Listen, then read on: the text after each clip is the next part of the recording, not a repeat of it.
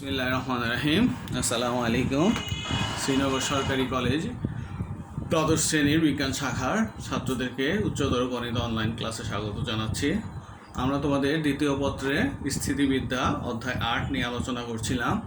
আমরা গত ক্লাসে তোমাদের লামির উপপাদ্য বর্ণনা করেছিলাম এবং প্রমাণ শিখেছিলাম। লামির বিপরীত উপপাদ্য নিয়েও আমরা সংক্ষেপে আলোচনা করেছিলাম। আমরা আজকে দুই একটি অঙ্ক করার চেষ্টা করি। তোমরা ক্লাসগুলি যদি ফলো না করো তাহলে পূর্বের ক্লাস থেকে পরের ক্লাস ধরতে তোমাদের জন্য সমস্যা হবে। যারা লামির উপপাদ্য দেখো নাই, প্রমাণটা পড়ো নাই বা উপপাদ্যটা বর্ণনাটা পড়ো নাই, তারা হয়তো ক্লাস বুঝতে সমস্যা হবে। এই জন্য তোমাদের কাছে সবসময় অনুরোধ করি তোমরা প্রতিদিনের ক্লাস ফলো করবে এবং পরবর্তী ক্লাসের জন্য সেই অনুসারে প্রস্তুতি গ্রহণ করবে। দেখো, আমরা এখন একটা উদাহরণ নিয়ে আলোচনা করছি। একটা প্রবলেম দেয়া আছে যে এবিসি ত্রিভুজের অন্তকেন্দ্র আই। এবিসি ত্রিভুজের অন্তকেন্দ্র হচ্ছে আই। এই আইতে আই এ,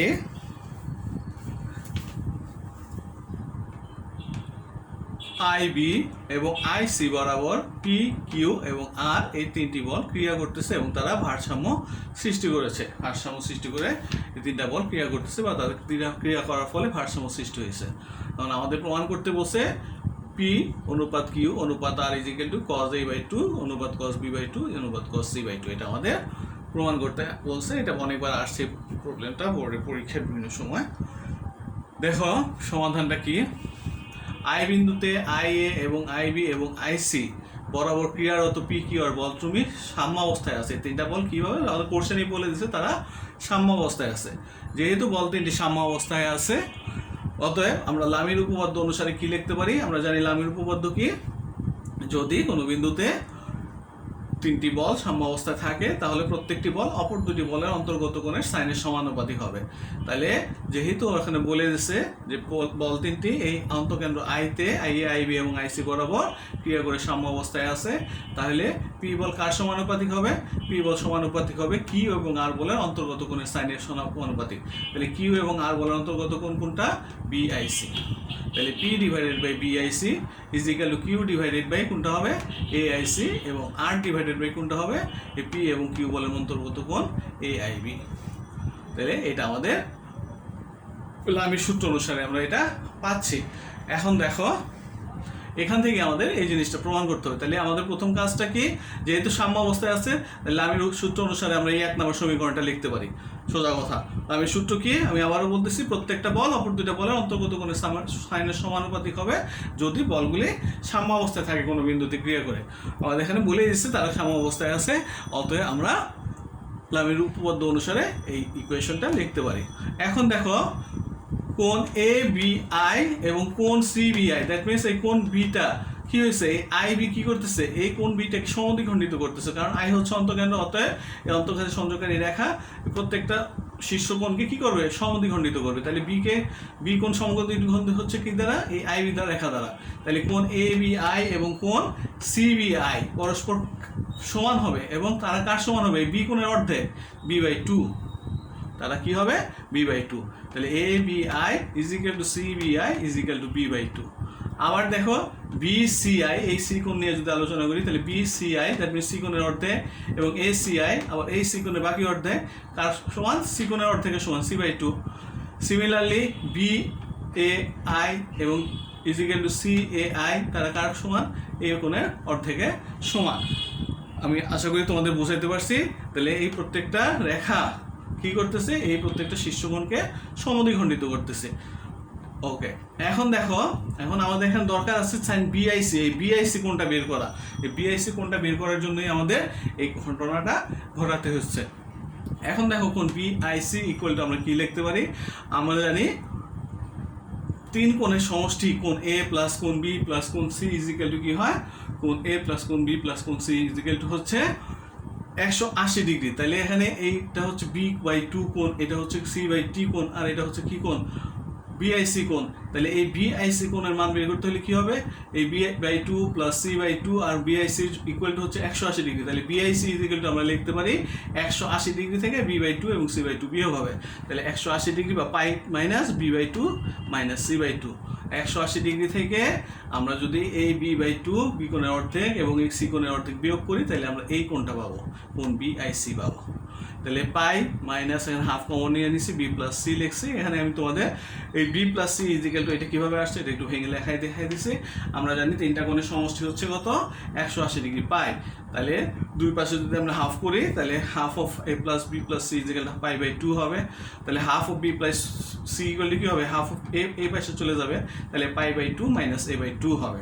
তাহলে half of B plus equal to কী হয়, হাফ যদি কমন হয় পাই মাইনাস এ, তাহলে দেখো half of B plus C is equal to half of pi minus A. এই যে এই জিনিসটা কীভাবে এই half of B plus C থেকে কীভাবে half of pi minus A লিখলো সেই জিনিসটা আমি এখানে তোমাদের ভেঙে প্রকাশ করে দিছি। তোমরা কারো প্রয়োজন হলে লিখে রাখতে পারো, না হলে নিজেরা বুঝলে হলো। আর যদি ভেঙে ভেঙে করো তাহলে তোমাদের বুঝতে সুবিধা হবে, দুই একবার নিজেরা ভেঙে করবা, পরে নিজের মাথায় এসে বলবে। তাহলে আমরা half of B plus C equal to আমরা কী লিখলাম, pi minus half of pi minus A. তাহলে এই হাফ যদি উঠে ব্রেকেট যদি উঠে যায় তাহলে পাই মাইনাস পাই/2 মাইনাস মাইনাস প্লাস হয়ে যাবে প্লাস a/2। তাহলে পাই থেকে একটা পাই/2 বিয়োগ করলে প্লাস পাই/2 হবে, তাহলে পাই/2 প্লাস a/2। তাহলে কোণ B minus C equal to আমরা কী পাইছি, 90 ডিগ্রি যোগ a/2, এই কোণের অর্ধেক। তাহলে এই কোণটা কি হইলো, এই কোণের অর্ধেক। ঠিক আছে, তাহলে কোণ বিআইসি ইকুয়াল টু আমরা কি লিখতে পারি, পাই/2 প্লাস a/2। সিমিলারলি এখন আমরা প্রত্যেকটা কোণ এখানে কি কি আছে, এআইসি আছে এবং এআইবি আছে, সবগুলি কোণ বের করবো, আমরা বিআইসির মতো বের করবো, ওগুলো আর দেখানোর দরকার নেই, তোমরা অনুরূপভাবে লিখে দিবে। কোণ এআইবি কি হবে, পাই/2 প্লাস এটার পিছনে যে কোণটা আছে কোণ সি/2, আর কি আছে কোণ এআইসি ইজ ইকুয়াল টু কি হবে, পাই/2 প্লাস কোণ বি/2।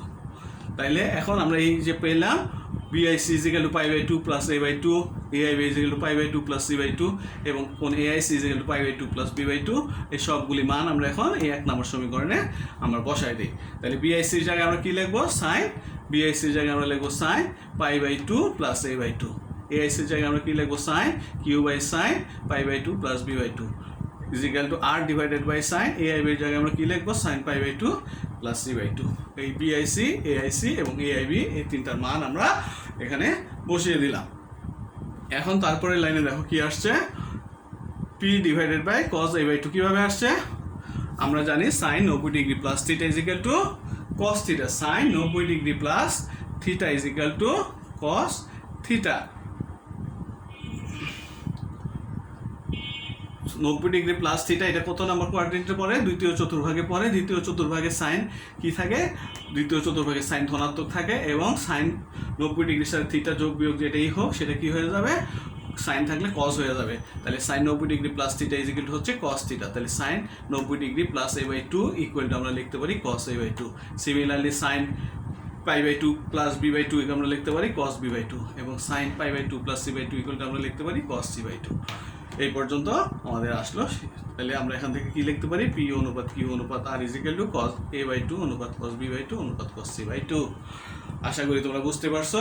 এখানে কিছুই নাই, আমাদের এখানে যেহেতু ভারসাম্য আছে, তিনটা বল বলা আছে, আমরা সেই সূত্রটা প্রয়োগ করে দিলাম, লামের উপপাদ্যটা প্রয়োগ করে দিলাম, তারপরে কোণের মানগুলি বের করলাম, BIC, AIC এবং AIB এই তিনটা কোণের মান আমরা বের করলাম। তিনটা কোণ কী হলো, এই BIC ইজ ইকুয়াল টু আমাদের pi/2 a/2 আসে, AIB is equal two pi/2 plus c/2 আসে এবং AIC ইজ ইকুয়াল টু আমাদের আসে কি pi/2 প্লাস b/2। মানটা বসে দিন, কাজ শেষে জায়গায় কিছুই নেই, এটা আমরা ক্লাস 8, 9 এর সূত্র প্রয়োগ করে আসছি, এই জায়গায় কোনো কিছু করার নেই। তাহলে একটা অঙ্ক আমরা করলাম লামের উপপাদ্যের মাধ্যমে। এখন আমরা আরেকটা অঙ্ক করব, কোনো বিন্দুতে ক্রিয়ারত PQR বল তিনটি ভারসাম্য সৃষ্টি করেছে। কোনো বিন্দুতে ক্রিয়ারত PQR বল তিনটি ভারসাম্য সৃষ্টি করেছে। P ও Q এর অন্তর্গত কোণ P ও R এর অন্তর্গত কোণের দ্বিগুণ হলে প্রমাণ করতে বলছে। R square is equal to Q into Q minus R, R square is equal to Q into Q minus P, sorry R না, এটা হচ্ছে Q মাইনাস P। তাহলে এটা কীভাবে প্রমাণ করবো? আমরা ছবি আঁকলাম, ও এক্স, ও ওয়াই এবং ও জেড বরাবর, ও এক্স বরাবর পি বল, ও ওয়াই বরাবর কিউ বল এবং ও জেড বরাবর আর বল কাজ করতেছে। তাহলে ও বিন্দুতে ও এক্স, ওয়াই এবং ও জেড বরাবর তোমরা রাফ একটা ছবি এঁকে নিবা, পি কিউ আর বলটা কাজ করতেছে এবং তারা কী অবস্থায় আছে? সাম্য অবস্থায় আছে। যেহেতু সাম্য অবস্থায় আছে, এটা তোমরা লামির উপপাদ্যের সাহায্যে অঙ্কটা সমাধান করতে পারো। আর আমি যেভাবে করছি এভাবে করতে পারো, যার যেভাবে পছন্দ হয় সেভাবে করতে পারো, যেটা সহজ হয় সেভাবে করবে। আমি আবারও বলতেছি, যেহেতু সাম্য অবস্থায় আছে তিনটি বল ও বিন্দুতে, অতএব এই অঙ্কটা লামির উপপাদ্য প্রয়োগ করেও করা সম্ভব। আমি অন্যভাবে এই অঙ্কটা করতেছি, সেটা কীভাবে? সেটা হচ্ছে আমরা লম্বাংশ পড়ে আসছি, বল জোটের লম্বাংশ নিয়ে আলোচনা করছি। আমরা বলছিলাম কি, কোনো বিন্দুতে ক্রিয়ারত বলগুলির লম্বাংশের যোগফল তাদের লব্ধির লম্বাংশের সমান হয়। আর যেহেতু এখানে সাম্য অবস্থায় আছে, তাহলে লব্ধি লম্বাংশ এখানে কী আসবে? শূন্য আসবে। তাহলে এখন ও বিন্দুতে ও এক্স, ওয়াই এবং জেড বরাবর পি কিউ আর বল তিনটি কাজ করতেছে, সাম্য অবস্থা সৃষ্টি করছে। এখন এখানে একটা শর্ত দেওয়া আছে, পি এবং কিউ এর অন্তর্গত কোণ পি এবং আর এর অন্তর্গত কোণের দ্বিগুণ। তাহলে পি এবং আর এর অন্তর্গত কোণ আমি আলফা ধরে নিলাম, তাহলে পি এবং কিউ এর অন্তর্গত কোণ কী হবে? দ্বিগুণ হবে, 2 আলফা হবে। খেয়াল করো, আমাদের শর্ত বলা আছে পি এবং আর এর অন্তর্গত কোণ যেটা, সেটা হচ্ছে পি এবং কিউ এর অন্তর্গত কোণ তার দ্বিগুণ হবে। তাহলে পি এবং আর এর অন্তর্গত কোণ, পি এবং আর এর অন্তর্গত কোণ যদি আলফা ধরি, তাহলে পি এবং কিউ এর অন্তর্গত কোণ হবে 2 আলফা। এখন ও এক্স বরাবর, এই ও এক্স বরাবর আমরা যদি বলগুলির লম্বাংশ নেই, আনুভূমিকভাবে যদি আমরা বলগুলির লম্বাংশ নেই, তাহলে কি আসে? এগুলো আমরা পরে আসছে লম্বাংশ কীভাবে নেয়? পি কস 0 ডিগ্রি, এই বরাবর পি বল কাজ করতেছে ও এক্স বরাবর, তাহলে পি কস 0 ডিগ্রি, কোণ উৎপন্ন হবে না, প্লাস কিউ কস, কিউ কত ডিগ্রি কোণ করতেছে? ও এক্স এর সাথে 2 আলফা কোণ করতেছে, তাহলে কিউ কস 2 আলফা প্লাস আর কস, আর এবং পি এর মধ্যবর্তী কোণ কত? আলফা, কিন্তু এটা ডিরেকশন বিপরীত দিকে আর, যেহেতু অতএব আর কস মাইনাস আলফা। লম্বাংশের যে পদ্ধতি, আমরা সেই পদ্ধতিতে লিখতে ইজিক্যাল টু হচ্ছে 0, যেহেতু ভারসাম্য অবস্থায় সাম্য অবস্থায় আছে তারা। কস 0 ডিগ্রি মান হচ্ছে 1, তাহলে পি কস 0 ডিগ্রি মানে পি হবে প্লাস কিউ কস 2 আলফা আর cos of minus alpha minus cos of minus theta equal to হচ্ছে minus cos of minus theta equal to হচ্ছে cos theta. Cos of minus theta হচ্ছে cos theta, all sine tan cos, 4 number চতুর্ভাগে পড়ে, এই জন্য এটা হচ্ছে cos theta, minus কী হয়ে যাবে? প্লাস হয়ে যাবে। তাহলে আমরা এই লাইন থেকে এই লাইন লিখতে পারতেছি, কস 0 ডিগ্রি 1, তাহলে পি হবে এটা, এটা যা আছে তাই আসবে, আর এটা মাইনাসটা প্লাস হয়ে যাবে, ডান পাশে 0 আছে। পি প্লাস দেখো cos 2 থিটা বা 2 cos 2 আলফা ইজিক্যাল টু হচ্ছে 2 cos square of alpha minus 1। ত্রিকোণমিতির সূত্র তোমরা এগুলি করে আসছো একাদশ শ্রেণীতে, প্রথম বর্ষে তোমাদের উচ্চ মাধ্যমিকের প্রথম বর্ষে। কারো বুঝতে সমস্যা হলে পাশে সাইড নোট দিয়ে রাখবা, cos 2 থিটা ইজিক্যাল টু হচ্ছে 2 cos square of theta minus 1। তাহলে এটাকে ভেঙে আমরা এই সূত্র প্রয়োগ করতে পারি। তারপরে দেখো, এখন আমরা ওই জায়গায় কি করলাম? ও এক্স বরাবর লম্বাংশ নিয়েছি, এখন আমরা এটা লম্ব বরাবর লম্বাংশ নিব। লম্ব বরাবর নিলে কি হয়? সাইন এসে পড়ে, তাহলে পি সাইন 0 ডিগ্রি হবে প্লাস কিউ সাইন 2 আলফা, কোণের পরিমাণ যা আছে তাই থাকবে, একই রকম থাকবে। সাইন 0 ডিগ্রি মান 0, তাহলে পি ভেনিশ হয়ে গেল, পি থাকলো না। Q sine 2 alpha, 2 sine alpha sine 2 alpha is equal to বা সাইন 2 থিটা ইকুয়াল টু কি হয়? 2 সাইন থিটা কস থিটা লেখা যায়। আর এটা কি? Sine of minus alpha, sine of minus theta is equal to হচ্ছে মাইনাস সাইন থিটা, যেহেতু 4 নাম্বার চতুর্ভাগে সাইন হচ্ছে মাইনাস, তাহলে এটাকে লিখতে মাইনাস হয়ে যাবে। এর আগেরটা কিন্তু আমাদের ধনাত্মক আসছিল কজের ক্ষেত্রে, এখানে কিন্তু এটা ঋণাত্মক আসবে, কারণ sine of minus alpha is equal to minus sine alpha. আমি বুঝাইতে পারছি আশা করি। প্রথমটা 0 হয়ে যাবে, কস সাইন 0 ডিগ্রি মান 0, অত পি থাকবে না, কিউ যেভাবে আছে সেভাবে লিখলাম, শুধু সাইন 2 আলফা যে সূত্র 2 সাইন আলফা কজ আলফা সেই সূত্রে ভাঙলাম, আর sine of minus theta equal to হচ্ছে মাইনাস সাইন থিটা, সেইটা প্রয়োগ করলাম আমরা। এখন সাইন থিটা আমি যদি কমন নেই, তাহলে এখানে থাকতেছে তোমাদের কত? 2 কিউ সাইন কজ আলফা থাকবে, আর এখানে থাকবে মাইনাস আর ইকুয়াল টু 0। যেহেতু সাইন আলফার মান কখনো কি হবে না? 0 হবে না, অতএব আমরা এত ইকুয়াল টু কি লিখতে পারি? এই দুইটার গুণফল যেহেতু 0, কিন্তু sine alpha is not equal to 0, তাহলে 2 Q cos alpha minus R equal to আমরা 0 লিখতে পারি। এখান থেকে আমরা কজ আলফা সাইড চেঞ্জ করে যদি লিখি, আর ডিভাইড বাই 2 কিউ লিখতে পারি। 2 Q cos alpha is equal to R, তাহলে cos alpha is equal to কি হবে? আর বাই 2 কিউ আসবে। এখন 1 নম্বর যে সমীকরণটা আমাদের ছিল, দেখো 1 নম্বর সমীকরণটা কি ছিল? এই যে 1 নম্বর সমীকরণটা, এখানে দেখো কজ আলফা আছে। এই কজ আলফার মধ্যে আমরা কি করব? এখানে যে কজ আলফার মানটা পাইছি পি বাই 2 কিউ, সেই কজ আলফার মান বসাই দেব। তাহলে আমাদের এখানে কি আছে 1 নম্বর সমীকরণে? P plus Q two cos square of alpha, তাহলে কজ আলফার জায়গায় আমরা কি লিখবো, কজ আলফার জায়গায় আমরা লিখবো R by two Q whole square, R by two Q, তাহলে স্কোয়ার আছে যেহেতু R square, two Q square করলে ফোর কিউ স্কোয়ার হয়ে যাবে -1, এই দেখো এখানে -1 আছে, তাহলে R by two Q square করলে R square by four Q square হয় -1, তাহলে এখানে আসতেছে two R square divided by four Q square -1 plus আর এখানে কি আসবে R divided by two Q, R divided by two Q, R divided by two Q, ডান পাশে তো জিরোই আছে আমাদের, পি প্লাস এখন এটা জাস্ট আমরা কি বলে ব্র্যাকেট উঠে দেবে, যা যা কাটাকাটি যায় সেটা, তাহলে এই কিউ দিয়ে কিউ কাটা গেলে এখানে একটা কিউ থাকবে, এই টু দিয়ে ফোর কাটা গেলে একটা টু থাকবে, আর স্কোয়ারের জায়গায় আর স্কোয়ার থাকবে, আর কিউ দিয়ে যদি 1 গুণ করি মাইনাস কিউ হলো, প্লাস এখানে আর এর সাথে আর এই যে আর যেটা ছিল এখানে দেখো এই আরটা কোনটা, এটা নিয়ে আমার ঝামেলা করো না, এখানে একটা আর কিন্তু আগে থেকে ছিল, এই আরটা এটা, আর এটা হচ্ছে কজ আলফার মানটা, তাহলে আর স্কোয়ার বাই টু কিউ লেখা যাচ্ছে, তাহলে এখানে আর স্কোয়ার টু কিউ, এই দেখো আর স্কোয়ার টু কিউ দুইটা ধনাত্মক যোগ হয়ে যাবে, তাহলে পি প্লাস কি আসতেছে R square by two Q plus R square by two Q যোগ করলে কি হবে, একটা আর স্কোয়ার বাই কিউ থাকবে, দুইটা যোগ হয়ে একটা হয়ে গেল minus Q is equal to 0। এখন আমরা এটাকে সরল করলাম, P Q plus R square minus Q square, P Q plus R square minus Q square is equal to 0, R square is equal to আমরা কি লিখতে পারি, কিউ স্কোয়ার এই পাশে চলে গেলে minus P Q is equal to, বা আমরা কি লিখতে পারি R square is equal to Q যদি কমন নেই কিউ মাইনাস পি। খুব সহজভাবে আমরা এই অঙ্কটার সমস্যার সমাধান করলাম। তোমরা আবার দেখো অঙ্কটা আমি আরেকবার বলতেছি, আমাদের বলতেছিল ও এক্স ওয়াই ও জেড বরাবর তিনটি বল ক্রিয়া করতেছে, তারা সাম্য অবস্থায় আছে, তারা কি অবস্থায় আছে, তারা সাম্য অবস্থায় আছে, এবং একটা শর্ত দিয়ে দিচ্ছে সেটা কি পি এবং আর এর যে কোণ মধ্যবর্তী যে কোণ, পি এবং কিউ এর মধ্যবর্তী কোণ তার দ্বিগুণ, তাহলে আমরা ধরে নিচ্ছি পি এবং আর এর মধ্যবর্তী কোণ হচ্ছে আলফা, তাহলে পি আর কিউ এর মধ্যবর্তী কোণ কি হয়ে যাবে, 2 আলফা হয়ে যাবে, কত হয়ে যাবে 2 আলফা হয়ে যাবে, যেটা আমি লিখে নিচ্ছি পি এবং আর এর মধ্যবর্তী কোণ আলফা, তাহলে পি এবং কিউ এর মধ্যবর্তী কোণ 2 আলফা হয়ে যাবে শর্ত অনুসারে, কোশ্চেনে যে শর্ত দেয়।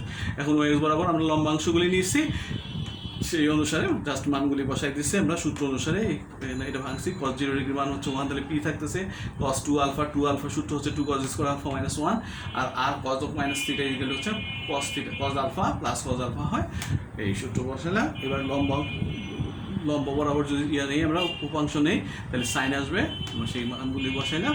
এখান থেকে আমরা 2 নম্বর অংশ থেকে আমরা cos আলফার যে মান ইকুয়েশন সলিউশন করে cos আলফার একটা মান বের করছি, সেই মানটা আমরা কোথায় বসাই দিয়েছি, সেই মানটা আমরা এই 1 নম্বর ইকুয়েশনে cos আলফা যেখানে আছে সেখানে বসাই দিয়েছি।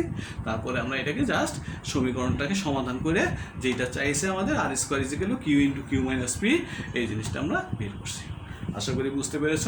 আমি আবারও বলতেছি, এই তিনটা বল যেহেতু সাম্য অবস্থা ছিল, আমরা এই অঙ্কটাকে লামির উপপাদ্যের সাহায্যে সমাধান করতে পারতাম। আমি অন্যভাবে করলাম একটু ছোটো করার জন্য অঙ্কটাকে, কেউ যদি চাও লামির উপপাদ্য দিয়েও সমস্যার সমাধান করতে পারো। আজকে আমরা এখানেই ক্লাস শেষ করি, আমরা পরবর্তীতে আবার তোমাদের সাথে দেখা হবে ইনশাল্লাহ।